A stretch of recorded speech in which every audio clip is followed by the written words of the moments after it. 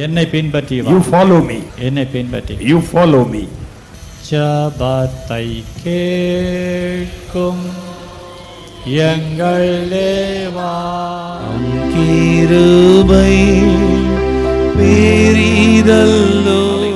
என்னோடு கூட வெளிப்படுத்தின விசேஷம் 22ஆம் அதிகாரம் 18வது வசனத்தையும் 19வது வசனத்தையும் நீங்கள் உங்கள் பரிசுத்த வேதாகமத்திலிருந்து நீங்கள் எடுத்துக்கொள்ளும்படி உங்களை அன்பாய் கேட்டுக்கொள்கின்றேன். வெளிப்படுத்தின விசேஷம் 22ஆம் அதிகாரம் 18வது வசனத்தையும் 19வது வசனத்தையும் நான் உங்களுக்கு வாசிக்கின்றேன். இந்த புத்தகத்தில் உள்ள தீர்க்க தரிசன வசனங்களை கேட்கிற யாவருக்கும் நான் சாட்சியாக எச்சரிக்கிறதாவது, ஒருவன் இவைகளோடே எதையாகிலும் கூட்டினால் இந்த புஸ்தகத்தில் எழுதியிருக்கிற வாதைகளை தேவன் அவன் மேல் கூட்டுவார். ஒருவன் இந்த தீர்க்க தரிசன புஸ்தகத்தின் வசனத்திலிருந்து எதையாகிலும் எடுத்து போட்டால் ஜீவ புஸ்தகத்திலிருந்து பரிசுத்த நகரத்திலிருந்தும் இந்த புத்தகத்தில் எழுதப்பட்டவைகளிலிருந்தும் அவனுடைய பங்கை தேவன் எடுத்து போடுவார். நாம் ஜெபிப்போம். கண்களை மூடி தேவ சமூகத்திலே நம்மை ஒப்பு கொடுத்து நாம் ஜெபிக்கலாம். பரிசுத்தம் உள்ள நல்ல பிதாவே, உமக்கு ஸ்தோத்திரம். இந்த நாளுக்காய் உமக்கு நன்றி செலுத்துகின்றோம். இந்த நாளிலும் தேவரீர் உம்முடைய சமூகத்தையும் உம்முடைய கிருபையையும் நீர் தந்து நீ நடத்துவீராக. தகப்பனே, இந்த நாளிலே வாசிக்கப்பட்ட இந்த வேத வசனத்தின் பகுதியை தேவரீர் நீர் எங்களோடு கூட விவரித்து தரும்படியாய் நாங்கள் ஜெபிக்கின்றோம். ஆண்டவராகிய இயேசு கிறிஸ்துவை பற்றி நாங்கள் தியானிக்க, நாங்கள் சிந்திக்க தேவரீர் எங்களுக்கு நீர் பாராட்டுகிற கிருபைக்காய் நன்றி செலுத்துகின்றோம். எங்கள் தேவன், எங்கள் ஆண்டவராகிய இயேசு கிறிஸ்து எப்படிப்பட்டவர் என்று சொன்னால், அவர் ஒரு ஜீவ வார்த்தை என்ற ஜீவனை பற்றி நாங்கள் கர்த்தாவே தியானித்தோம்.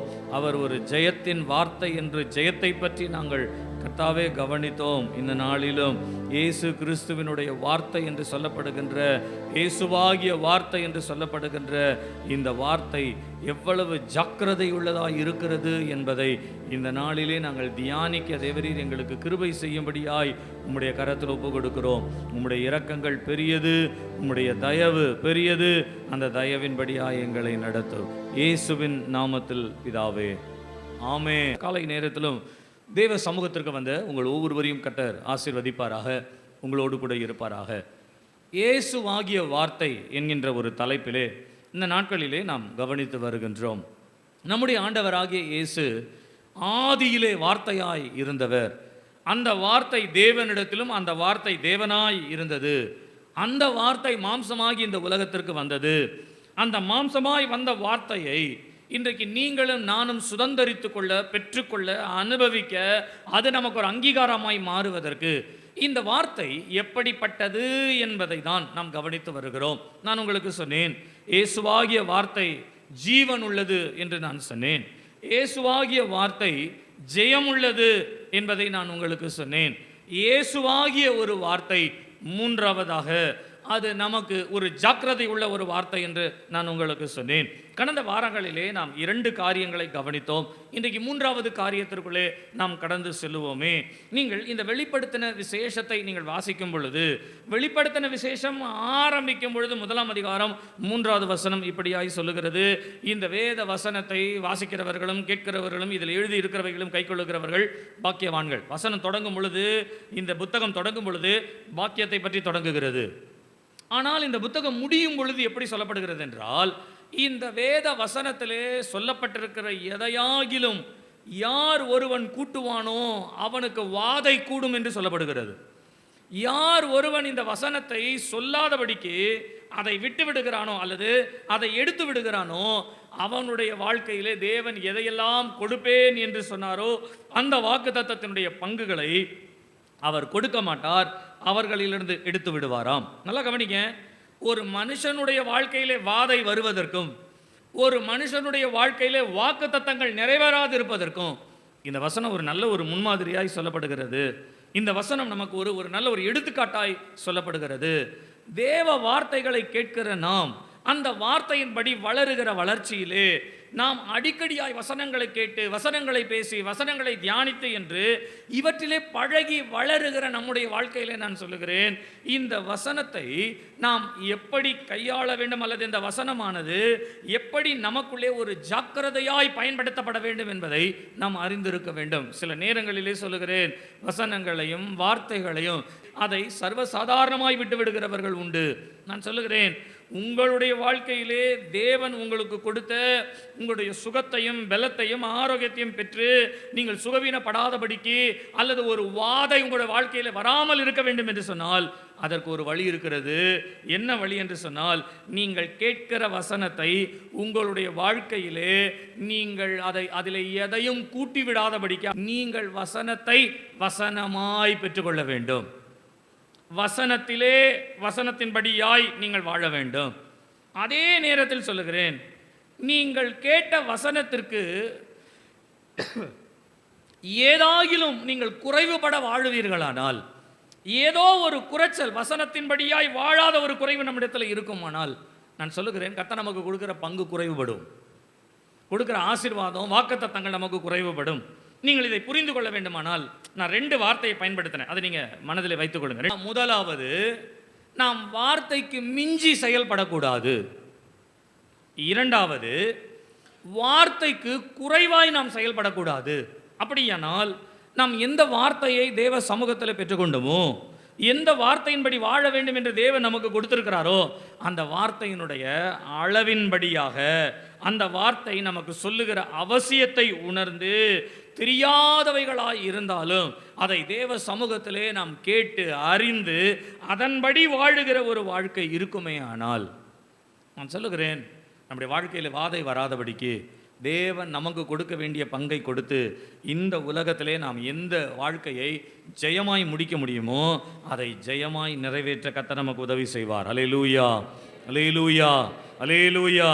கர்த்தருடைய நாமம் மகிமைப்படுவதாக. நீங்கள் தேவனுடைய வார்த்தையினுடைய கனத்தை நாம் அறிந்து கொள்ள வேண்டும், அதனுடைய மகிமையை நாம் புரிந்து கொள்ள வேண்டும், அதனுடைய மேன்மையை நாம் அறிந்து கொள்ள வேண்டும்.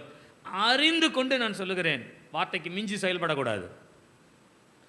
கர்த்தருடைய வார்த்தை சொல்லுது, எல்லா வார்த்தையும் எல்லாரும் பின்பற்ற முடியுமா? அதெல்லாம் ஒன்றும் முடியாது அப்படின்னு சொல்லி வார்த்தையை நீங்கள் குறைவாகவும் இனிவிடக்கூடாது. அப்படியானால் நமக்கு கொடுக்கப்பட்டிருக்கிற இந்த கர்த்தருடைய வார்த்தை எப்படிப்பட்டது என்று சொன்னால், இது ஜாக்கிரதையாய் பின்பற்ற வேண்டிய ஒரு வார்த்தை. அல்லேலூயா, அல்லேலூயா. நீங்கள் ஆதியாகமம் 6ஆம் அதிகாரம் 22வது வசனத்திலும் 7ஆம் அதிகாரம் 5வது வசனத்தையும் நீங்கள் வாசிப்பீர்களானால், நோவா அப்படியே செய்தான், தேவன் தனக்கு கட்டளையிட்டபடியெல்லாம் அவன் செய்து முடித்தான் என்று எழுதப்பட்டிருக்கிறது. அப்படியானால் தேவன் ஒரு பேழையை உண்டு பண்ணும்படியாய் நோவாவின் இடத்திலே சொல்லுகிறார். இந்த பேழையை உண்டு பண்ணும்படியாய் சொல்லும் பொழுது அதனுடைய அகலம், நீளம், உயரம், அது எத்தனை தட்டுகள் இருக்க வேண்டும், அது எத்தனை விதங்களிலே அது செயல்பட வேண்டும், எந்த இடத்துல ஜன்னல் இருக்க வேண்டும், எந்த இடத்துல வாசல் இருக்க வேண்டும், எந்தெந்த மிருகங்களை எந்தெந்த படிகளிலே வைத்திருக்க வேண்டும் என்று சொல்லி எல்லாவற்றிற்கும் ஏற்ற ஒரு கட்டளையை கொடுக்கிறார். நோவா அப்படியே செய்தார். ஒருவேளை நோவா செய்கிற காரியங்களில் ஏதாகிலும் ஒரு மாற்றம் வந்திருந்தால் கப்பல் மிதந்திருக்காது, கப்பல் மூழ்கி இருக்கும். அப்போ தேவன் எந்த காரியத்தை அளவு, ஆழம், நீளம், உயரம் என்று பேசுகிறாரோ அதை நோவா அப்படியே செய்து முடித்தார். வேதம் சொல்லுகிறது, நோவாவும் அவனுடைய குடும்பம் மாத்திரம் காக்கப்பட்டார்கள். கரங்களை உயர்த்தி வர அல்லேலூயா சொல்லுங்க, நல்ல சத்தமாக சொல்லுங்க. நான் சொல்லுகிறேன், கர்த்தர் சொன்னபடியே செய்வோமானால் நாமும் நம்முடைய குடும்பமும் காக்கப்படுவோம். கர்த்தர் சொன்னபடியே நாம் நடப்போமே ஆனால் நாமும் நம்முடைய குடும்பமும் கர்த்தருக்குள் பாதுகாக்கப்படுவோம். அல்லேலூயா, அல்லேலூயா. நீங்கள் யாத்திராகமம் 40ஆம் அதிகாரம் 16வது வசனத்தையும் 40ஆம் அதிகாரம் 16வது வசனத்தையும் நீங்கள் என்னாகமும் 17ஆம் அதிகாரம் 11வது வசனத்தையும் நீங்கள் வாசிப்பீர்களானால், மோசே கர்த்தர் தனக்கு எதை கற்பித்தாரோ அந்த கற்பித்தபடியெல்லாம் மோசே செய்தான் என்று சொல்லப்படுகிறது. ஆண்டவர் ஒரு ஆசரிப்பு கூடாரத்தையும் ஆசாரியர்களுக்குரிய பணிவிடைகளுக்குரிய வேலைகளையும் செய்யும்படியாய் மோசேயினிடத்திலே சொல்லுகிறார். அதற்கும் ஆண்டவர் எந்தெந்த ஆசரிப்பு கூடாரத்தினுடைய இடங்கள் என்னென்ன அளவில் இருக்க வேண்டும், என்னென்ன நீளத்தில் இருக்க வேண்டும், எதெல்லாம் பொன்னினால் செய்யப்பட வேண்டும், எதெல்லாம் பொன்னினால் மூடப்பட வேண்டும், எதை வெள்ளியில் செய்ய வேண்டும், எதை வெண்கலத்தில் செய்ய வேண்டும் என்று ஆண்டவர் ஒவ்வொரு விதங்களிலும் மோசேயினிடத்தில் கற்பிக்கிறார். ஒவ்வொரு என்னென்ன பொருட்களை செய்ய வேண்டும் என்று சொன்னார், அதை எப்படி செய்ய வேண்டும் என்று சொன்னார், அதை எந்த பொருளினால் எந்த காரியத்தினால் அதை செய்ய வேண்டும் என்று சொன்னார், அதை எந்த இடத்திலே வைக்க வேண்டும் என்று சொன்னார், அதை எப்படி பாதுகாக்க வேண்டும் என்று சொன்னார், அவருடைய பிரயாணங்களிலே அதை யார் கையாள வேண்டும் என்பதையும் ஆண்டவர் எல்லாவற்றையும் சொன்னார். எல்லாவற்றையும் மோசேக்கு கற்பித்தபடியே செய்து முடித்தான். அல்லேலூயா, அல்லேலூயா.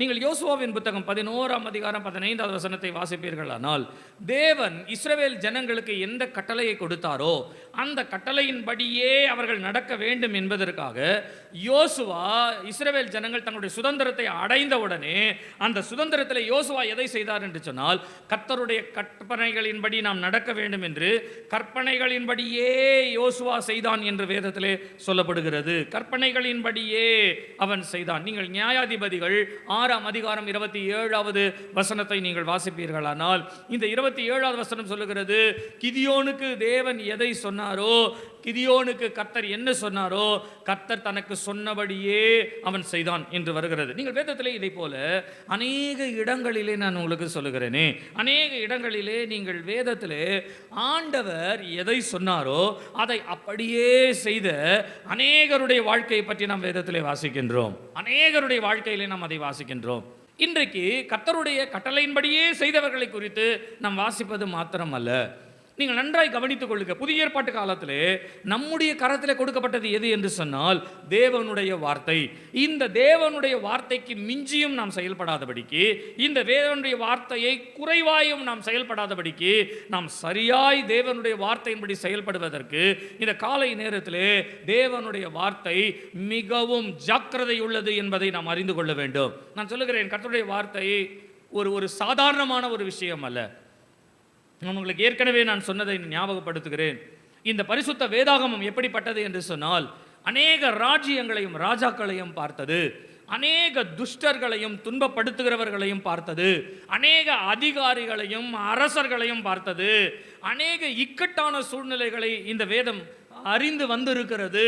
அநேக காரியங்களை இப்படி சொல்லலாமே, இதற்கு விரோதமாய் எழுமின துரோகிகளையும், இதை துன்பப்படுத்த வேண்டும் என்று நிக்கிரகம் பண்ண வேண்டும் என்று சொல்லி இதற்காகவே தங்கள் வாழ்நாளை தீவிரப்படுத்தி கொண்ட எத்தனையோ எதிர்ப்பார்களையும் இந்த பரிசுத்த வேதாகமம் கண்டிருக்கிறது.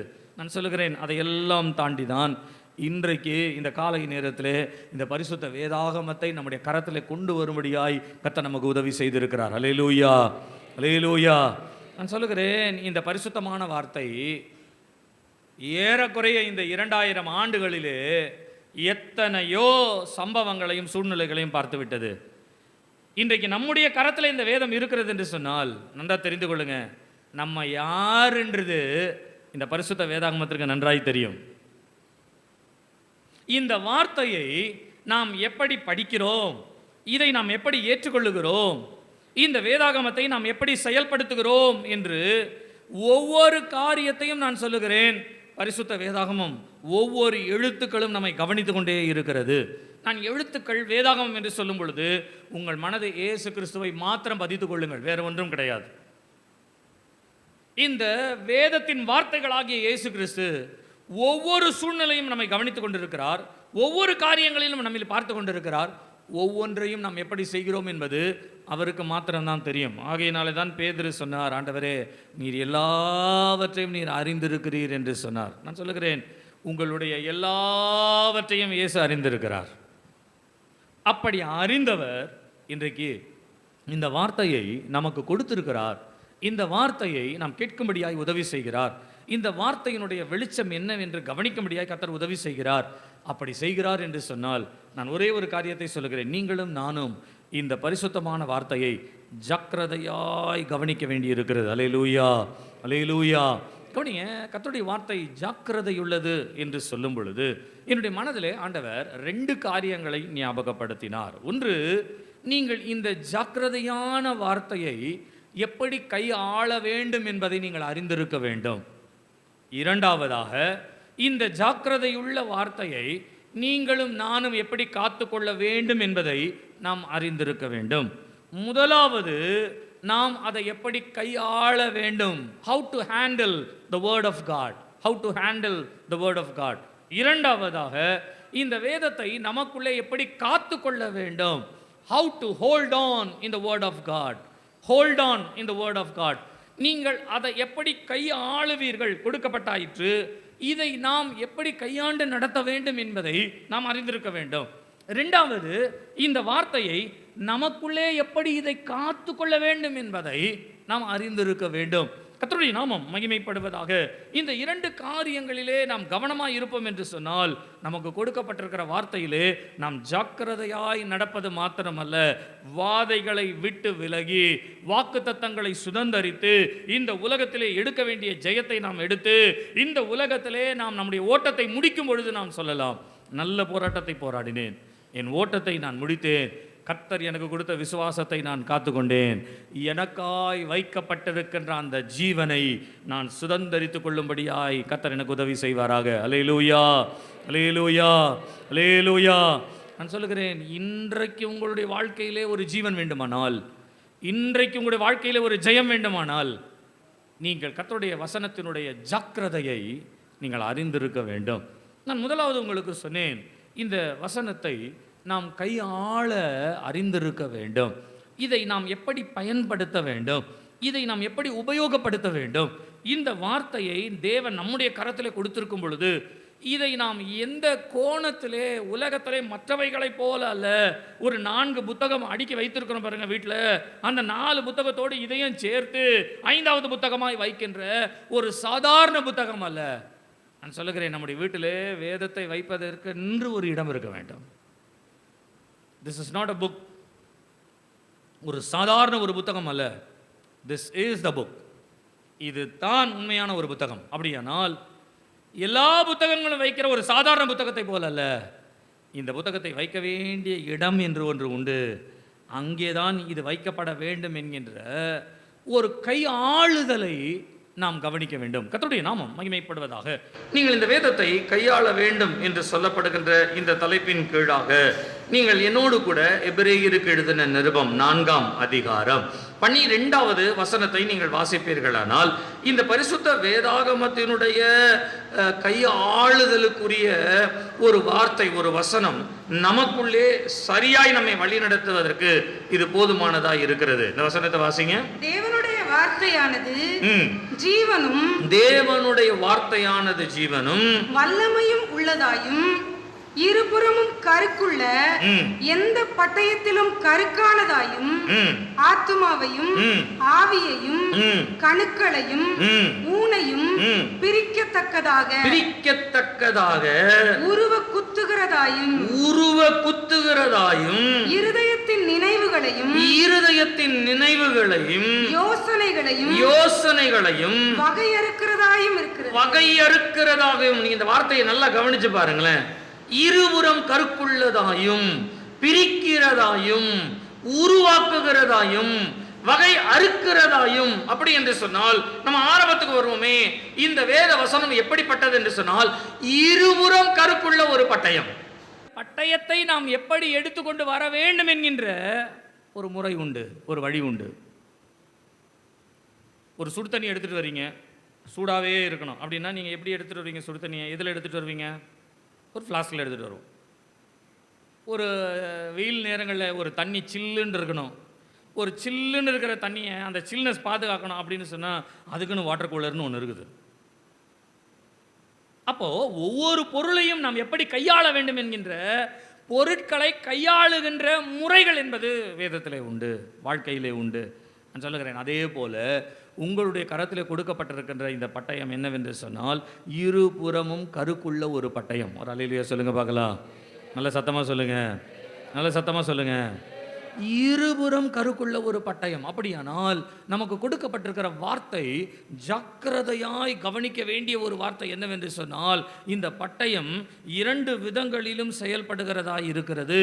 ஆகையினாலே இதை கையாள வேண்டிய முறையிலே நாம் கையாள வேண்டும். நல்லா கவனிங்க. கர்த்தர் இன்றைக்கு உங்களுக்கு ஒரு வார்த்தையை பேசுகிறாருன்னா, ஒரு வார்த்தை ஆண்டவர் உங்களுக்கு கொடுக்குறாருன்னா, இந்த வார்த்தையை நீங்கள் செய்யுங்கள் என்று சொல்லி ஆண்டவர் நமக்கு ஒரு வார்த்தை கொடுக்கிறார் என்று சொன்னால் அந்த வார்த்தையை 2 விதத்தில் நாம் செய்ய வேண்டும். ஒன்று, கர்த்தர் நமக்கு எப்படி கொடுத்திருக்கிறாரோ அதன்படி நாம் செய்ய வேண்டும். இல்லை என்று சொன்னால் நம்முடைய வாழ்க்கையிலே நமக்கு அதை எப்படி செயல்படுத்த முடியுமோ நாம் அப்படி செய்ய வேண்டும்.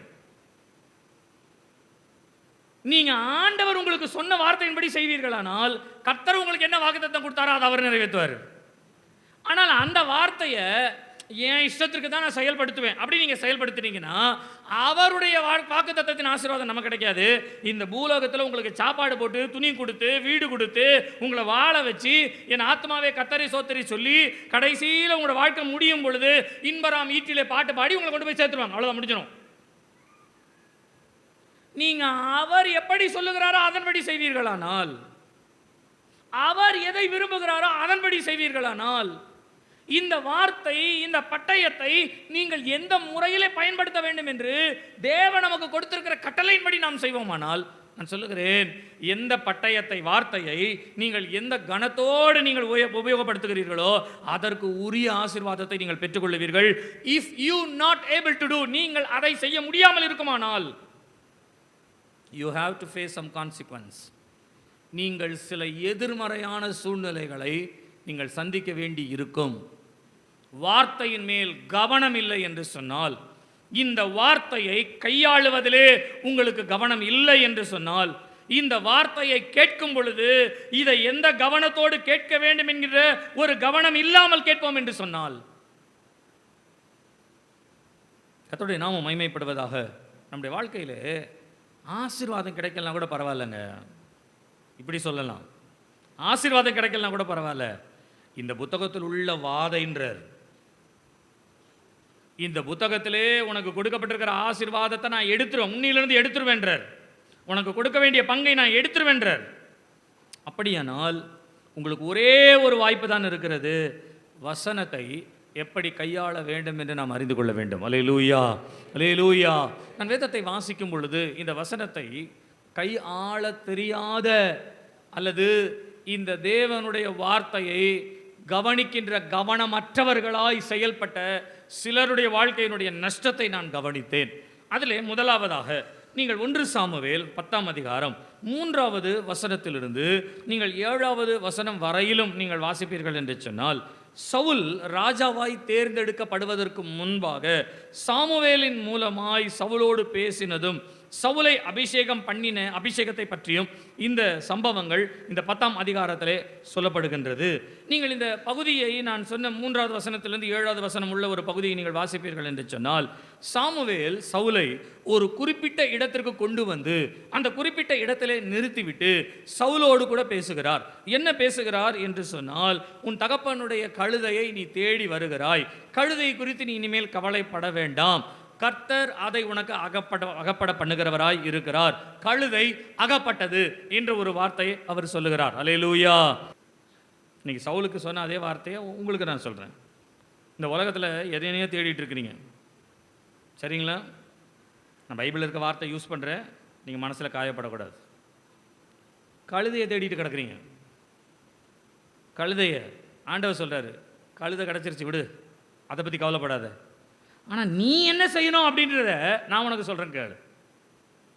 நீ ஒரு கழுதையை தேடி உன்னுடைய வாழ்க்கையிலே நீ ஏதோ ஒரு நன்மை செய்ய வேண்டும் என்று விரும்புகிறாய். நான் சொல்லுகிறேன், நன்மை என்பது கழுதையின் இடத்தில் அல்ல, என்னிடத்தில் இருக்கிறது. நீ தேட வேண்டிய, நீ செய்ய வேண்டிய காரியத்தை நான் உனக்கு சொல்லுகிறேன். கழுதையை பற்றி நீ கவலைப்பட வேண்டாம். இந்த பேச்சுவாக்கில் ஒன்று சொல்லுவாங்க தெரியுங்களா, கழுதை அதை விடு அப்படின்வாங்களே சில நேரங்களில். அது பெரிய விஷயம் இல்லை அப்படின்றதுக்கு அது என்ன சொல்லுவாங்க, கழுதை கடக்கட்டும் விடு, கழுதை அதை விடு அப்படின்றாங்களே.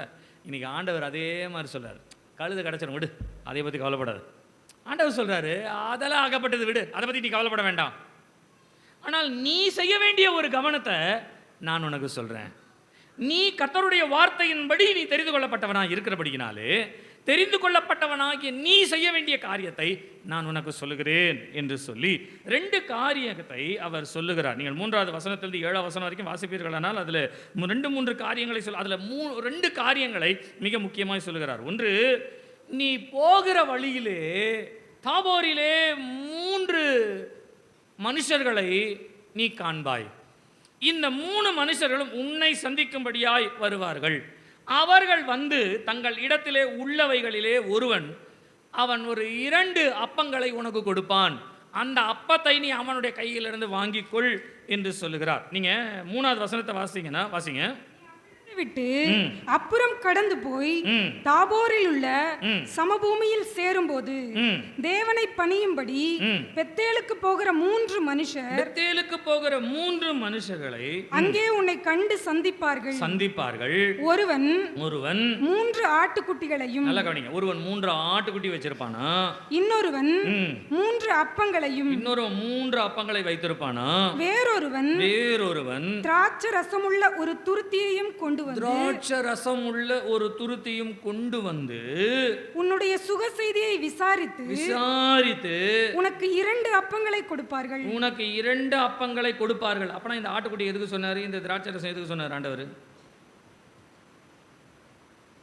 நீங்க என்னைக்காவது வாசிச்சிருக்கீங்களா, நினைச்சிருக்கீங்களா? 3 பேர் வருவாங்க. ஒருத்தன் ஆட்டுக்குட்டி வச்சிருப்பான், ஒருத்தன் அப்பம் வச்சிருப்பான், ஒருத்தன் திராட்சை ரசம் வச்சிருப்பான். 3 ஆட்டுக்குட்டி வச்சிருக்கிற ஒருத்தன் ஒரு ஆட்டுக்குட்டி ஒன்று கொடுப்பான், வாங்கிக்கோ. 3 அப்பங்கள் வச்சிருக்கிறவன் 2 அப்பத்தை ஒன்று கொடுப்பான், வாங்கிக்கோ. ஒரு துருத்தி நிறைய திராட்சை ரசம் வச்சிருக்கிறவன் அதில் ஒரு கப்பு ஒன்று கொடுப்பான், வாங்கிக்கோ. இது 3த்தையும் வாங்கிட்டு நீ உன் வழியிலே பிரயாணப்பட்டு நீ போ, அடுத்தது உனக்கு இது நடக்கும் அப்படின்னு சொல்லியிருக்கலாம்ல. ஒருத்தர் ஆட்டுக்குட்டி வச்சிருப்பாரான், ஒருத்தர் அப்பா வச்சிருப்பாரான், ஒருத்தர் வந்து துருத்தியில் திராட்சை ரசம் வச்சிருப்பாரான். ஆனால் அதில் இருக்கிற ஒருவர் மாத்திரம் அப்பத்தில் 2 கொடுப்பான், அதை நீ வாங்கிக்கோ. ஏன் ஆட்டுக்குட்டியை பற்றி ஆண்டவர் சொன்னார்? ஏன் திராட்சை ரசத்தை பற்றி சொன்னார்? இந்த 3ல் அவன் ஒரு திராட்சை ரசத்தை உனக்கு கொடுப்பான், அதை வாங்கி கொண்டு போகிற வழியிலே நீ அதை பயன்படுத்த அப்படின்னு சொல்லியிருக்கலாம். அப்பத்தை மாத்திரம் கொடுப்பான் அப்படின்னா என்ன அர்த்தம்? அப்போ திராட்சை ரசம் தரமாட்டானா? அப்போ திராட்சை ரசம் எதற்கு நமக்கு அடையாளமாய் சொல்லப்படுகிறது? நமக்கு திருவிருந்துக்கு அடையாளமாய் சொல்லப்படுகிறது.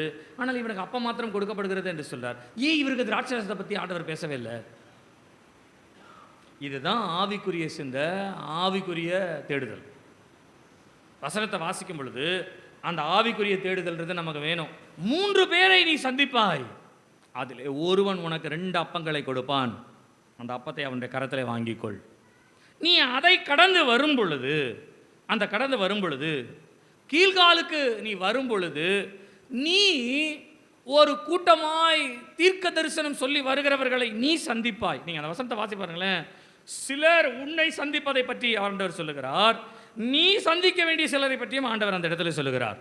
3 பேர் உன்னை சந்திப்பார்கள். தீர்க்கதரிசியின் கூட்டத்தை நீ சந்திப்பாய். அப்படி நீ சந்திக்கும் பொழுது ஆண்டவர் சொல்றாரு, நீ வேறு மனுஷனாய் மாறி அவர்களோடே கூட நீ தீர்க்க தரிசனம் சொல்லுவாய் என்று சொல்லி சவுலை சாமுவேல் அனுப்புகிறான். அனுப்பினபடியே 3 பேரை சந்திக்கிறான். அவற்றிலே ஒருவர் கையில் இருந்த அப்பத்தை அவன் வாங்கி கொள்ளுகிறான். அதை கடந்து போகும் பொழுது கீழ்காலில் இருந்து வருகின்ற தீர்க்கதரிசிகளை சந்தித்து அவர்களோடு கூட தீர்க்க தரிசனம் சொல்லி சவுலும் தீர்க்கதரிசியானான் என்ற ஒரு பெயர் உண்டாகத்தக்கதாய் வேதத்திலே தீர்க்கதரிசிகளிலே எத்தனை பேர் இருக்கிறார்களோ அத்தனை பேருக்குள்ளே இருக்கிறவர்களே சவுலும் ஒருவர் என்கின்ற ஒரு பெயரை சவுலுக்கு தேவன் கொடுக்கிறார். சவுலும் ஒரு தீர்க்கதரிசியாக தான் வாழ்கிறார். நல்லா கவனிங்க. ஆனால் அவனுடைய வாழ்க்கை ஃபெயிலியரில் போய் முடியுது. ஃபெயிலியரில் ஏன் என்று சொன்னால், உன்னை 3 பேர் சந்திப்பார்கள் என்று சொல்லும் பொழுது அதை அவர் செயல்படுத்துகிறார்.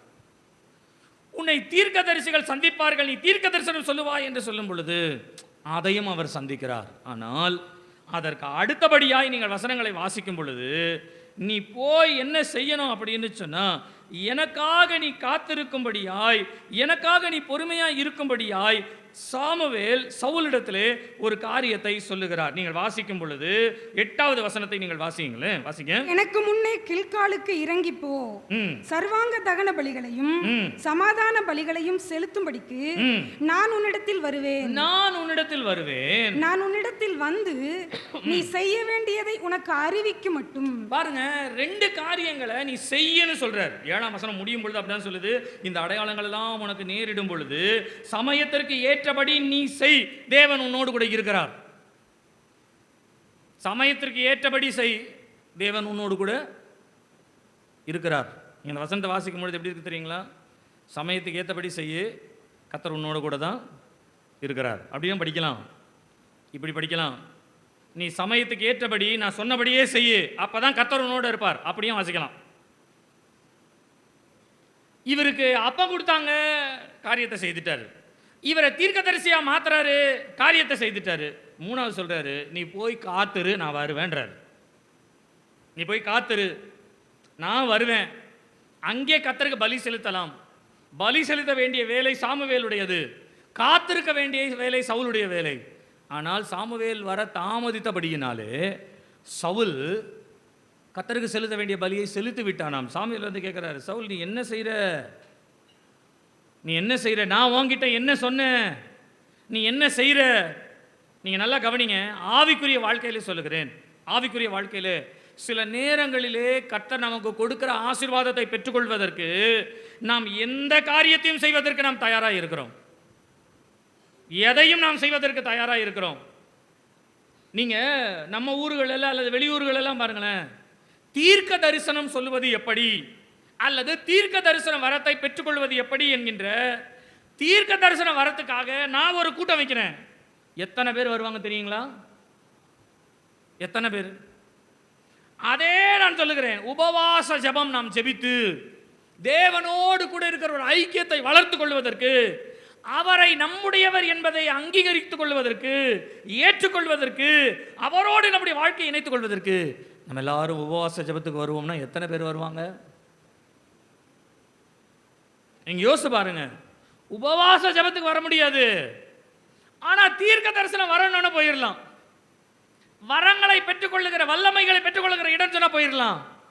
ஆனா தீர்க்க தரிசனமாய் இருக்கிற இடங்களிலே போய் உட்கார்ந்து ஆண்டவருடைய வார்த்தையை கேட்டு எப்படி ஆகிலும் நான் வரத்தினால் வல்லமையினால் நிறைய வேண்டும் என்று சொல்லி வரத்தையும் வல்லமையும் கேட்கறதுக்கு அடைக்க இடங்களுக்கு போகலாம். ஆனால் சொல்லுகிறேன், கர்த்தரோட இருக்கணும், வாங்க உட்காந்து ஜெபம் பண்ணுவோன்னா அதைத்தான் இங்கே இருக்குது, வேற ஒன்றும் இல்லை. நீ காத்துருன்னு சொன்னாலே கர்த்தர் உன் கூட இருக்கார்ப்பா, நீ அவரோட இரு, நான் வருவேன் அப்படின்னு அதன் அர்த்தம். ஆனால் சவுலுடைய வாழ்க்கை விழுந்து போன ஒரு வாழ்க்கையாய் மாறி, சவுல் என்கின்ற ஒரு பெயரை நீங்களும் நானும் நம்முடைய பிள்ளைகளுக்கோ மற்றவர்களுக்கோ நிச்சயமாய் வைக்க மாட்டோம். ஏன் என்று சொன்னால், சவுல் என்கின்ற ஒரு பெயர் ஒரு தோல்வியினுடைய முடிவிலே வந்து நிற்கிறபடியினாலே அந்த பெயர்களை நாம் வைக்க மாட்டோம். நான் உங்களுக்கு புரிகிற மாதிரி சொல்லிட்டோங்களா? கவனிங்க, என்ன கவனிங்களேன். வேதத்தில் சிம்சோன் அப்படின்ற ஒரு பெயர் இருக்கிற, சிம்சோன்னா இங்கிலீஷில் சாம்சன் அப்படின்ற பேரை வைப்பாங்க. சாம்சன்ற பேர் நல்லாயிருக்கும். சிம்சோனுடைய வாழ்க்கை எப்படி முடிஞ்சது நீங்கள் சொல்லுங்கள் பார்க்கலாம். என்ன சாம்சன் எப்படி முடிஞ்சது? கண்ணு தெரியாமல் மாவரைச்சி அப்படி தானே முடிஞ்சது. சவுலுடைய வாழ்க்கையும் பட்டயத்தில் விழுந்து முடிஞ்சது. ஆனால் இதுக்கு அதுக்கு என்ன தெரியுமா வித்தியாசம்? சிம்சோனை தேவன் அங்கீகரித்தார். கடைசியில் அவனுடைய ஜெபத்தை அங்கீகரித்து ஏற்றுக்கொண்டார். அவன் விழுந்தாலும் எழுவான். அதான் சிம்சோனுடைய வாழ்க்கை. ஆமென் சொல்லுங்க, சத்தமாக சொல்லுங்க. சிம்சோன் சாம்சன் நீங்கள் பேர் வைக்கிறீங்கனாலே தெரிஞ்சுக்கோங்க, அவன் விழுந்தாலும் எழுந்திருப்பான். அவன் விழுந்தாலும் கர்த்தர் அவனை தூக்கிடுவார். சவுலுடைய பேர் விசுவாச பட்டியலிலே எபிரேயர் 11ஆம் அதிகாரத்தில் கிடையாது. ஆனால் சிம்சோனுடைய சாம்சன் பேர் இருக்குது அதில். அப்படின்னா சேர்க்கப்பட்டவன். ஒருவேளை அவன் ஒரு இடத்துல தவறு செய்தான், விழுந்தான் என்பது உண்மை. ஆனால் அவன் தேவனிடத்தில் சேர்ந்து கொண்டான். ஆனால் சவுல் கர்த்தரிடத்தில் சேரல. கர்த்தர் பேசலன்றதுனால இவர் குறி கேட்கறதுக்கு போயிட்டாராம். கர்த்தரை விட்டுட்டு இன்னொருத்தரை போய் கேட்கிறாராம், குறி கேட்கிறாரு. அவனுடைய வாழ்க்கை நமக்கு இப்படிப்பட்ட ஒரு வாழ்க்கை வாழக்கூடாது என்பதற்காக தான் தேவன் வைத்திருக்கிறாரே ஒழிய, சவுலுடைய வாழ்க்கை நமக்கு எச்சரிப்பின் வாழ்க்கை தானே ஒழிய அது நமக்கு ஆசீர்வாதத்தை கொடுக்குற வாழ்க்கை அல்ல. வேதத்தில் சில இடங்களிலே சில பெயர்கள் எல்லாம் நீங்கள் வாசிங்கன்னு சொன்னால் இந்த பெயர்கள் எல்லாம் வைக்கலாமான்ற மாதிரி தான் இருக்கும். ஏசான்ற பேர் யாரும் வைக்க மாட்டாங்க இல்லை, ஏசான்ற பேர் வைக்க மாட்டாங்க. யாக்கோபுன்ற பேர் வைப்பாங்க. யாக்கோபுனா என்ன அர்த்தம்? Tell me man. ஏமாத்துக்காரன் அப்படின்னு தானே வருது. இன்னையிலேருந்து மாற்றிக்கோ, உங்கள் அப்பா உனக்கு ஏமாத்துக்காரனா பேர் வைப்பாங்க இல்லை? அப்பா இப்படி சொல்கிறேன் நான், உங்கள் அப்பான்னு சொல்கிறத காட்ட இப்படி சொல்கிறேன். தேவன் வந்து யாக்கோபை இஸ்ரவேலா மாற்றிட்டார். ஆமா ரைட்? ஆனால் யாக்கோபு என்ன பூச்சி அவரே கூப்பிடுறாரு. யாக்கோபே அப்படின்னு தானே கூப்பிட்டாரு. 32ஆம் அதிகாரத்தில் யாக்கோபை இஸ்ரவேலா மாற்றிட்டாரு. அதற்கு பின்பு யாக்கோபு எகிப்திற்கு போகணும்னு சொல்லி எகிப்திற்கு போகும்படியாய் அவர் எத்தனை பண்ணுகிறார். ஏன்னா அங்கே யோசேப்பு இருக்காரு, யோசேப்பு அங்கே இருக்கிறாரு, யோசேப்பு கூப்பிடுறாருன்றதுனால யாக்கோபு எகிப்திற்கு போவதற்கு ரெடி ஆயிட்டாரு. அப்படி ரெடி ஆகும் பொழுது அந்த இடத்துல ஒரு சம்பவம் நடக்குது. என்ன சம்பவம் நடக்குதுன்னா, நீங்கள் 46ஆம் அதிகாரம் என்று நினைக்கிறேன், எடுத்துக்கொள்ளுங்க. 46ஆம் அதிகாரம், ஆதியாகமம் 46ஆம் அதிகாரம் 2வது வசனம் வாசிங்க. அன்று இரவிலே தேவன் இஸ்ரவேலுக்கு தரிசனமாகி, பாருங்க, அன்று இரவிலே தேவன் யாருக்கு தரிசனம் ஆகிறாரு? இஸ்ரவேலுக்கு தரிசனம். நல்லா அழகா வேதத்தை வாசிக்க ரொம்ப அழகா இருக்கு பாருங்களேன். அன்று, ஏன்னா ஆண்டவர் இஸ்ரவேல் பேர் மாத்திட்டார்ல. அன்று இரவு ஆண்டவர் என்ன பண்றாரு? இஸ்ரவேலுக்கு தரிசனமாகி யாக்கோபே என்று கூப்பிட்டார். எப்படி கூப்பிட்டாரு? யாக்கோபே. இஸ்ரவேலே என்ன கூப்பிடணும்? யாக்கோபே யாக்கோபேன்னு கூப்பிட்டாராம். அப்போ யாக்கோபே யாக்கோபேன்னு ஆண்டவர் கூப்பிட்டாருன்னா, நீ முன்ன ஏமாத்துக்காரனா இருந்தப்பா, இப்போ நான் வந்து மேற்கொள்ளுகிறவன், ஆசீர்வதிக்கப்பட்டவனா உன்னை மாத்திட்டேன் அப்படின்னு சொல்லிட்டு இவர் திரும்ப வந்து என்னன்னு கூப்பிடுறாருன்னா, யாக்கோபே யாக்கோபேன்னு கூப்பிடுறாராம். அப்படின்னா ஏமாத்துக்காரனே ஏமாத்துக்காரனே அப்படின்னு ஆண்டவர் கூப்பிடுவாரா? தட் மீன்ஸ், அப்படியானால் யாக்கோபு என்ற ஒரு பெயருக்கு ஏமாற்றுக்காரன் எத்தன் என்பது அர்த்தம் கிடையாது.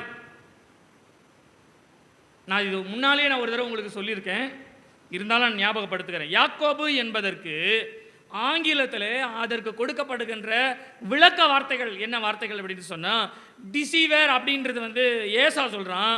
டிசீவர்ன்றது வந்து உலகத்தில் சொல்லப்படுது. ஆனால் யாக்கோபுன்ற ஒரு பெயர் எதற்கு கொடுக்கப்படுகிறது என்று சொன்னால், அதனுடைய உண்மையான அர்த்தம் என்னவென்று சொன்னால், சப் பிளான்டர் அப்படின்ற ஒரு வார்த்தை வருது. சப் பிளான்டர் அப்படின்னு ஒன்று இருக்குது. சப் பிளான்டர் அப்படின்னு சொன்னால், நல்லா கவனிங்களேன், எனக்கு ஒரு காரியத்தினுடைய மேன்மை தெரியல, அந்த மேன்மை தெரியாமல் நான் அது வேணான்னு தூக்கி போடுறேன்னு வச்சுக்கோங்களேன், அந்த மேன்மை தெரிந்தவன் அதை எடுத்துக்கொள்கிறான் பாருங்க, அவன் தான் சப்ளான்டர். இப்போது எனக்கு இந்த பேனா வேணாப்பா, எழுதி பார்க்குறேன், நல்லா தான் எழுதுது, ஆனால் புது பேனா எனக்கு வந்து யாரோ ஒருத்தர் கிஃப்ட் கொடுத்துட்டாங்க, அதனால் நான் என்ன பண்ணுறேன்னா இந்த பேனா வேணாம் அப்படின்னு தூக்கி போட்டுறேன். இதை வந்து ஜேக்க பார்த்துட்டு, ஐயா தூக்கி போட்டார், இந்த பேனா குப்பத்தொட்டில் போட்டார், எழுதுதா அப்படின்னு எடுத்து பார்க்குறான், எழுதுதுப்பா. எழுதுகிற பேனாவை எதுக்கு போட்டார் ஐயா? அது புதுசு வந்திருக்கு போல, அதனால் போட்டார். அப்போ எழுதுகிற பேனாவை ஏன் நம்ம குப்பத்தொட்டில் வேஸ்ட்டாக போடணும், இதை நாம் பயன்படுத்துவோமே என்று சொல்லி யாக்கோபு இதை பயன்படுத்தி கொண்டே இருப்பார். ஒரு காலத்தில் ஒரு நாள் வரும் பொழுது, புதுசாக நான் வாங்கின பாருங்க அந்த பேனா திரும்பி எழுதாமல் போயிடும், புதுசு. ஆனால் யாக்கோபு வச்சிருந்த பேனா, அப்போ நான் கேட்பேன், ஜெகா இந்த பேனா எழுதலப்பா, புதுசாக வாங்கினேன், கிஃப்டாக கொடுத்தாங்கன்ட்டு, எனக்கு இப்போ உடனே இதில் ஒரு எழுத்து எழுதணும், கோடி கிழிக்கணும், இதையோ ஒன்று, இது ஒரு காரியம் செய்யணும், அந்த பேனா உடனே வேணுமே அப்படின்னு உடனே யாக்கோபு என்ன பண்ணுவார், ஜேக்கப் என்ன பண்ணுவான், உடனே ஐயா நான் என்கிட்ட ஒரு பேனா இருக்குது இருங்க தரேன் அப்படின்னு சொல்லிட்டு நேராக இதே பேனாவை எடுத்துகிட்டு வந்து தருவான்.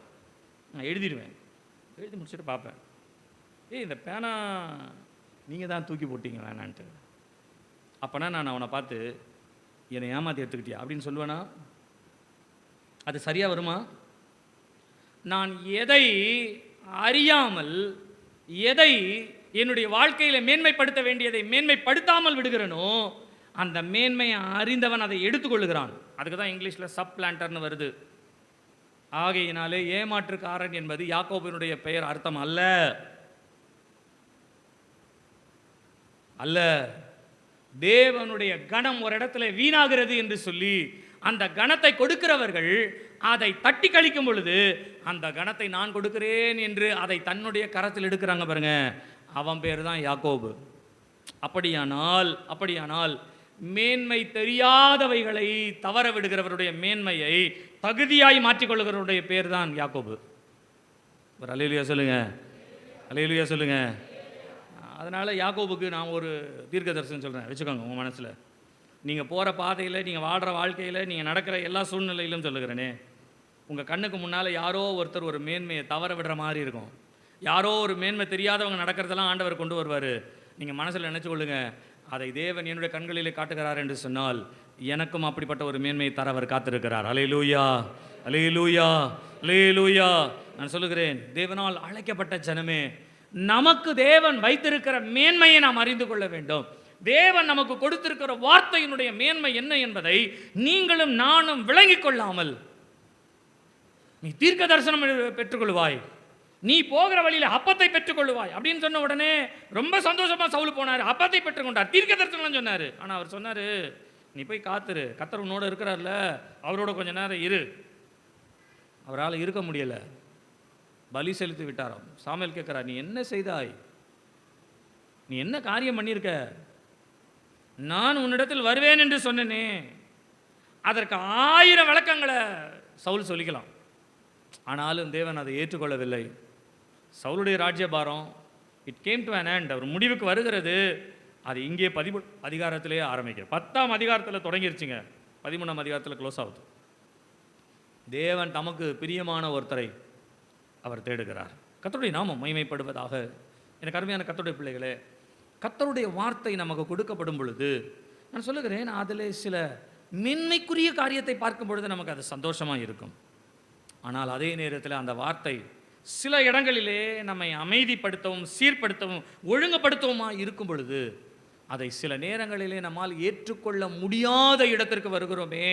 அந்த ஏற்றுக்கொள்ள முடியாத இடத்திலே தான் அந்த வார்த்தையை கனவீனப்படுத்தி அந்த வார்த்தைக்குரிய மேன்மையை செய்யாதபடிக்கு நாம் விலகுகிறவர்களாய் மாறுகிறோம். நான் உங்களுக்கு இன்னொரு உதாரணத்தையும் நான் சொல்லுகிறேனே, நேரம் நமக்கு இல்லாதபடினாலே கொஞ்சம் வேகமாகவே நாம் கடந்து செல்லலாமே. கர்த்தருடைய நாமம் மகிமைப்படுவதாக. நீங்கள் 2 சாமுவேல் 6ஆம் அதிகாரத்தை நீங்கள் வாசிப்பீர்கள் என்று சொன்னால், இந்த 6ஆம் அதிகாரத்திலே தேவனுடைய பெட்டியை தாவீதினுடைய நகரத்திற்கு கொண்டு வருவதற்காக ஓபேத் ஏதோமினுடைய வீட்டிலிருந்து தாவீது தன்னுடைய நகரத்திற்கு கொண்டு வரும்படியாய் கொண்டு வருகிற ஒரு பாதையை குறித்து நாம் வாசிக்கின்றோம். அதற்கு முன்பாக இது பெலிஸ்தியர் இடத்திலிருந்து அது கொண்டு வரப்படுகின்றது. பெலிஸ்தியர் அதை அனுப்பி விடுகிறார்கள்.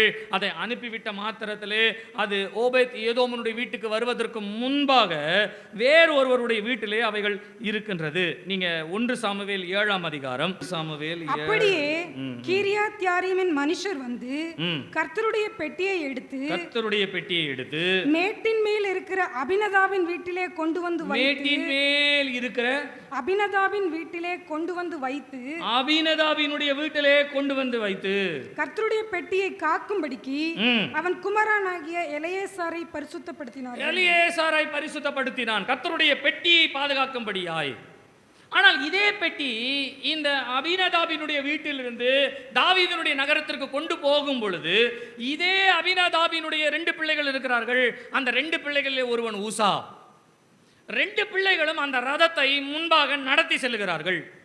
நடத்தி செல்லும் பொழுது ஒரு குறிப்பிட்ட இடம் வந்தவுடனே மாடு மிரண்டு அது அசைய ஆரம்பிக்கிறது. அந்த பெட்டி விழுந்து விடுமோ என்று ஊசா தன்னுடைய கரத்தை நீட்டி அதை தாங்கி பிடிக்கிறான். கர்த்தர் அவனை அடித்தார் என்று எழுதப்படுகிறது. அடித்தார். நல்லா கவனிங்க, இந்த அபினதாபினுடைய வீட்டில் 20 வருஷமாய் அந்த பெட்டி இருந்ததாம். அதை பராமரிக்கிறதுக்கு எலியேசன்னு ஒருத்தர் பரிசுத்தம் பண்ணி இதான் பண்ணி பார்த்துக்கணும்னு சொல்லியாச்சு. ஆனால் அது வீட்டில் தான் இருக்குது. அது தெரியும். இப்போ இப்படி எடுத்துக்கோமே, நம்ம வீட்டில் வந்து ஒரு பொருள் இருக்குது, ஒரு விலை மதிப்புள்ள ஒரு பொருள். இப்படி வச்சுக்குவோம், ஒரு பெரிய ஒரு விலை மதிப்புள்ள ஒரு 50,000 ரூபா 1 லட்ச ரூபா செல்லு இருக்குது. இந்த 1 லட்ச ரூபா 50,000 ரூபாய் செல்ல யாருமே சிறு பிள்ளைகள் இடத்துல தரமாட்டாங்க. சரிங்களா? ஒரு அரவிந்த் வந்து ஒரு 1.5 லட்ச ரூபாய்க்கு ஒரு செல்லு வாங்குறாங்கன்னா சைலஸ் கிட்ட தரமாட்டாங்க, ஃபீபி கிட்ட தரமாட்டாங்க, யாருமே சின்ன பிள்ளைகிட்ட தரமாட்டாங்க. அப்படி தந்தாலும் அது ரொம்ப பாதுகாப்பாக வச்சுட்டு தான் பார்ப்பாங்க. ஏன்னா 1.5 லட்சமாச்சு, டப்பனி கீழே போட்டால் முடிஞ்சிடும், அதனால் தரமாட்டாங்க. ஆனாலும் அந்த வீட்டிலேயே இருக்கிறத அவங்க பார்ப்பாங்க. சிறு பிள்ளைகள் பார்க்க தானே செய்வாங்க, பார்ப்பாங்க, எடுப்பாங்க, திரும்ப வச்சுருவாங்க, அப்பா திட்டுவார், அம்மா திட்டுவாங்க அப்படின்ற பயத்தில் வைப்பாங்க. ஸோ அதை பராமரிப்பதற்கு பாதுகாப்பதற்கென்று ஒருவர் வீட்டிலே இருக்கிறார்கள். ஆனால் அந்த பொருள் நம்ம வீட்டில் தான் இருக்குது. பார்த்து பழகிறோம். இப்போ ஒரு நாள் சைலஸும் ஃபீபியும் என் வீட்டுக்கு வராங்க. வரும் பொழுது அவங்க அப்பா வச்சிருக்கிற மாடல் மாதிரியே அதே மாதிரி ஒரு செல்லை நான் வச்சுருக்கிறேன். அதை பார்த்த உடனே ஃபீபிக்கு ஒரு சந்தோஷம் வந்துச்சு. எங்கள் அப்பா வச்சிருக்கிற மாதிரி பாஸ்டர் தாத்தா எங்கள் அப்பா கூட இதே மாதிரி தான் செல் வச்சிருப்பாரு அப்படின்னு உடனே அந்த செல்லை ரொம்ப சந்தோஷமாக எடுக்கிற நேரத்தில் தவற விட்டு கீழே விழுந்துடும். வேணுனே போட மாட்டாங்க, தெரியாமல் தான் போட்டுருவாங்க. இப்போ இதை அவசரப்பட்டு எடுக்கிறதுக்கு காரணம் என்னென்ன, நம்ம வீட்டில் அந்த மாதிரி ஒன்று இருக்குதுல்ல. சரிங்களா? நான் உதாரணத்திற்காக சொன்னேன், கவனிங்க. இதே போல தான் கர்த்தருடைய பெட்டி இவர்கள் வீட்டில் 20 வருஷமாக இருக்கிறது. இந்த 20 வருஷமாக இருக்கிற பெட்டியை யார் பாதுகாக்கணும்னு ஒரு ஆளை போட்டாச்சு. இவர் தான் 20 வருஷமாக அதை பாதுகாக்கிறாரு. இப்போ பெட்டியை எடுத்துகிட்டு போகிறாங்க. போகிற வழியில் அந்த பெட்டி விழுந்துடுமோன்ற ஒரு பயம் வந்த உடனே யார் அதற்காய் பரிசுத்தப்படுத்தப்பட்டார்களோ அவர்கள் தான் அதை தாங்கி பிடிக்க வேண்டும். ஆனால் இவர் கையை நீட்டிட்டார். ஏன் தெரியுங்களா? 20 வருஷமாக நம்ம வீட்டில் இருந்த பெட்டி தானே அப்படின்னு நீட்டிட்டார் கையை. அவனுடைய வாழ்க்கையில் அவன் எதிர்பாராத ஒன்று. தாவீது துக்கப்பட்டு பயந்து போய் கர்த்தருடைய பெட்டி இவ்வளோவா என்று சொல்லி பயந்து போய் அதை ஓபேத்தினுடைய ஏதோமுடைய வீட்டிலே வைத்து விட்டான். பயந்துட்டார். யார் அப்படிதான் எழுதியிருக்கு, பயந்துட்டான். இன்றைக்கு சொல்லுகிறேன், சில நேரங்களில் வசனத்தை கேட்டு கேட்டு கேட்டு கேட்டு கேட்டு நமக்கு ரொம்ப பழக்கமானதுனால நான் சொல்லுகிறேன், சில நேரங்களில் அந்த பழக்கத்தின் நிமித்தமாய் வசனத்தை கையாளுகிற விதத்தில் கூட தவறு ஏற்படுகிறது. நீங்கள் எந்த இடத்துல கர்த்தருடைய வசனத்தை கேட்டாலும் அதற்குண்டான ஒரு பயபக்தி நம்முடைய இருதயத்தில் கண்டிப்பாக வரணும். அதற்கு கொடுக்க வேண்டியத கணத்தை நாம் கொடுக்கணும். நான் சொல்லுகிறேன், வீட்டிலே இருந்தது தான், உண்மைதான், இட்ஸ் ட்ரூ, வீட்டிலே இருந்தது தான். நான் உங்களை கேட்கிறேன், நான் இந்த சபையினுடைய ஒரு பாஸ்டராக இருக்கிறேன். நான் வரும் பொழுது நீங்கள் என்னை கனப்படுத்துகிறீர்கள், எனக்கு மரியாதை செலுத்துகிறீர்கள், நீங்கள் என்னோடு கூட பேசுகிறீர்கள். இது எல்லாமே கரெக்டு தான், நீங்கள் எடுத்துக்கோங்க. எனக்கு 2 பிள்ளைங்க இருக்காங்க, வீட்டில் இருக்கிறாங்க. வீட்டில் இருக்கும் பொழுது என்னுடைய பிள்ளைகள் எனக்குள்ளே இருக்கிற உறவுகள் வித்தியாசம். இந்த உறவுகளிலே பிள்ளைகள் என்னிடத்தில் பேசுகிறதிலே இந்த உடன்படிக்கை பெட்டி வீட்டில் இருக்கும் பொழுது அது அவர்களுடைய வீட்டினுடைய சுதந்திரம். ஆனா இந்த உடன்படிக்கை பெட்டி தன் ஸ்தானத்திற்கு எடுத்துக்கொண்டு வரப்படும் பொழுது, ஸ்தானத்துக்கு வந்துருச்சுன்னா அப்பா மகன் பிள்ளை உறவு இதெல்லாம் ஒன்றும் கிடையாது. தேவனுடைய மனுஷன், தேவனுடைய பெட்டி, தேவனுக்குரியது, அவ்வளவுதான். நீ நல்லா கவனிச்சுக்கங்க. ஆண்டவர் உங்களுக்கு வாக்குத்தத்தம் கொடுக்கிறார்னா அந்த வாக்குத்தத்தத்தினுடைய உரிமையை நீங்க எவ்வளவு வேணாலும் பெற்றுக்கொள்ளலாம். ஆனால் அதே தேவன் உங்களை ஒரு கட்டளையாய் கொடுக்கிறார் என்று சொன்னால், நீங்க வாக்கு தத்தத்தை சுதந்திரிக்கிற மாதிரி மனசுல எடுத்துக்கிற மாதிரி கட்டளைகளை எடுக்க முடியாது. வாக்கு தத்தங்களை நீங்க எந்த முறையில வேணுமானாலும் கர்த்தருடைய சமூகத்தில் பெற்றுக்கொள்ளலாம். ஆனால் கர்த்தருடைய கட்டளைகள் எல்லாம் ஆம் என்றும் ஆமேன் என்றும் இருக்கிறபடியினாலே அவர் சொன்னதுதான், அவருடைய வழிகள் தான், அதற்கு மிஞ்சி எதுவுமே கிடையாது. அப்படியானால் நம்முடைய வாழ்க்கையில கர்த்தருக்கு உரிய ஒரு கணத்தை, கர்த்தருக்கு உரியதை நாம் கர்த்தருக்கு கொடுக்க கற்றுக்கொள்ள வேண்டும். நீங்கள் உங்கள் பைபிள் அப்படி எடுத்து பாருங்களேன், கொஞ்சம் யோசித்து பாருங்கள். உங்கள் பைபிள் என்ன கந்த கோலத்தில் இருக்குது தெரியுங்களா? என்ன கந்த கோலத்தில் இருக்குது? வருஷத்துக்கு ஒரு தடவை கண்டிப்பாக நம்ம கிறிஸ்மஸ்க்கு நியூ இயருக்கு ட்ரெஸ் எடுப்போமா எடுக்க மாட்டோமா? ஆனால் வேதாகமம் மாத்திரம் அப்படியே இருக்கும். சிலதெல்லாம் நீங்கள் வெளியில் பார்த்தீங்கன்னா ரொம்ப பழசாக இருக்கும், ஆனால் உள்ளே பார்த்தீங்கன்னா ரொம்ப புதுசாக இருக்கும். அப்படின்னா என்ன அர்த்தம்?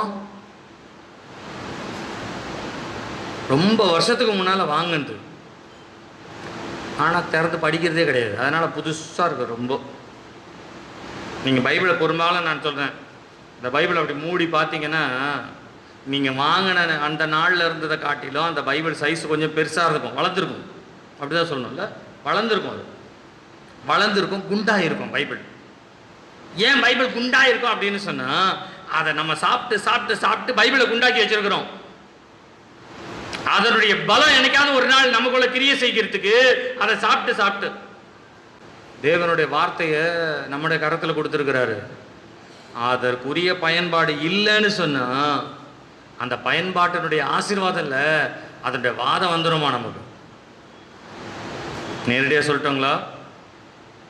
2 கரங்களை உயர்த்தி சொல்லுகிறேன். வேதத்தை வாசிக்காத யாராயிருந்தாலும் உங்களுக்கு கிடைக்க வேண்டிய நன்மையை நீங்கள் இழந்து போய் விடுவீர்கள். வேதத்தினுடைய வசனங்களை நீங்கள் தியானிக்காமல் இருப்பீர்களானால் எந்த இருள் வருகிறது என்று தெரியாமல் நீங்கள் பள்ளத்தில் விட வேண்டியதாக இருக்கும். ஆகையினால் தான் வேதம் சொல்லுகிறது, உம்முடைய வசனம் என் கால்களுக்கு தீபமும் என் பாதைக்கு வெளிச்சமாக இருக்குது. வீட்டில் கரண்ட் போயிருச்சுன்னா டக்குன்னு நம்ம என்ன பண்ணுவோம் சொல்லுங்கள்? கேண்டில் இல்லை, கேண்டில், விளக்கு, டார்ச் லைட். இப்போ அப்படி வச்சுக்கோம், டார்ச் லைட். கரண்ட் போன உடனே டார்ச் லைட்டை தேடுவோம். இப்போ பிரச்சனை என்னன்னா, டார்ச் லைட்டை எங்க வச்சிருக்கிறோம்னு தெரியாது, அதான் பிரச்சனை. தான் அந்த செல்ஃப் மேல இருக்கா பாரு, இல்ல. தான் அந்த கிச்சன் பக்கத்துல வச்சிருக்கா பாரு, இல்ல. தான் அந்த பாத்ரூம் கிட்ட வச்சிருக்கா பாரு, தான் இங்க வச்சிருக்கா, தான் அங்க வச்சிருக்கா தான் பார்த்துட்டு இருக்கணும். கரெக்டா ஞாயிற்றுக்கிழமை காலையில் ஆன பிறகுதான் பைபிளே சிலருக்கு ஞாபகம் வரும். தேடு, எங்க இருக்கு பைபிள்? சிலலாம் பைபிளே இல்லாமல் கூட இருக்கிறீங்க. பைபிளே இல்லாமல் இருந்தால் சரீரத்தில் தலை இல்லாத முண்டத்துக்கு சமானம் ஆகும். பைபிளே இல்லாமல் இருந்தா நீங்கள் யோசித்து கொள்ளுங்க. நான் உங்களை கேட்குற மனசாட்சி தொட்டு சொல்லுங்க. நீங்கள் வீட்டில் எந்தெந்த டப்பால காசு வச்சிருக்கீங்கன்னு உங்களுக்கு தெரியுமா தெரியாதா? எந்த டப்பால எவ்வளவு வச்சிருப்போன்ற அளவு தெரியுமா தெரியாதா? ஆனா வேத வசனம் வேதமே எங்க இருக்குதுன்னு முதல் தெரியல. ரெண்டாவது வேத வசனம் எங்க இருக்குதுன்னே தெரியாது. தேவன் நம்மோடு பேசுகிற ஒரு வசனம், தேவன் நம்முடைய இருதயத்தில் சொல்லுகிற வசனம், தேவன் நம்மை எச்சரிக்கிற வசனம், தேவன் நமக்கு கிருபை செய்கிற வசனங்கள், தேவன் நமக்கு கிருபை பாராட்டுகிற வசனங்கள். நான் சொல்லுகிறேன், வசனத்தை நம்முடைய வாழ்க்கையில் சரியாய் விளங்கி கொள்ளணும், சரியாய் புரிந்து கொள்ளணும். எந்த இடத்திலே இந்த வசனத்திற்கு நாம் ஜாக்கிரதையான நம்முடைய மனதை செலுத்த வேண்டுமோ அந்த ஜாக்கிரதையை செலுத்தினால், நான் சொல்லுகிறேன், உங்களோட வசனம் பேசும். அவருடைய வார்த்தையை மிஞ்சி தாவீது எதுவும் செய்யல. அவருடைய வார்த்தையை குறைவாகவும் எடை போட்டு விட்டுறல. அந்த வார்த்தையை தன் வாழ்க்கையில் கனப்படுத்தினதுனால தாவீது எந்த இடத்துல இருந்தாலும் நீங்கள் வாசித்து பாருங்க, தாவீதுக்கு எத்தனையோ சத்துருக்கள் எழுப்பினார்களாம். ஆனால் தாவீதுக்கு வந்த ரிசல்ட் காதல் என்ன தெரியுங்களா? தாவீதுக்கு விரோதமாக எழுப்பின சத்துருக்கள் ஒருவனும் உயிரோடு இருந்ததில்லை. எழும்பட்டும், ஓடட்டும், துரத்தட்டும், கஷ்டப்படுத்தட்டும், என்ன வேணாலும் படுத்தட்டும். ஆனால் தாவீதை தொடர்றதுக்கு மாத்திரம் ஆண்டவர் இடம் கொடுக்கல. அதுக்கு மாறா தாவீதுக்கு விரோதமாக எழுப்பினவர் ஒருவரும் உயிரோடு இல்லாதபடிக்கு கொன்று போட்டார் ஆண்டவர். ஈவன் அவனுடைய சொந்த குமாரனாகி அப்சலோமாய் இருந்தாலும் வானத்திற்கும் பூமிக்கு இல்லாதபடிக்கு தொங்கி செத்து போனான்.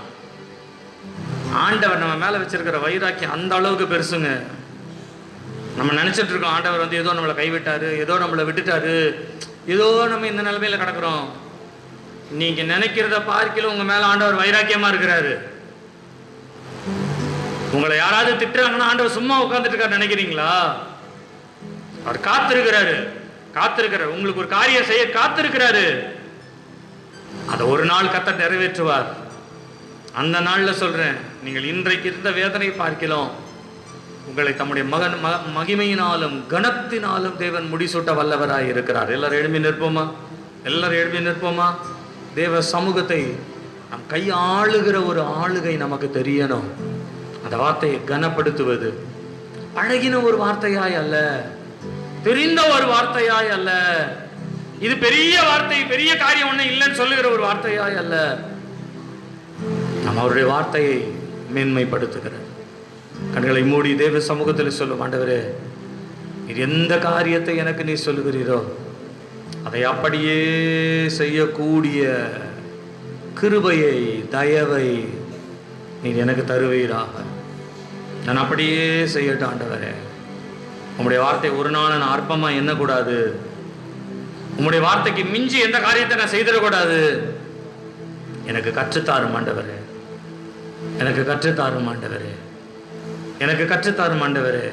இந்த கருத்தை உயர்த்தி சொல்லுங்க, ஆண்டவரே உம்முடைய சித்தத்திற்கு என்னை ஒப்பு கொடுக்கிறேன். உம்முடைய வார்த்தையின்படியே என்னை நடத்தும், கிருபை கூர்ந்து நடத்தும். இயேசுவின் நாமத்தில் பிதாவே, ஆமென், ஆமென், ஆமென். என்னை பின்பற்றி வா. You follow me. என்னை பின்பற்றி You follow me. ஜபத்தை கேட்கும் எங்கள் தேவா.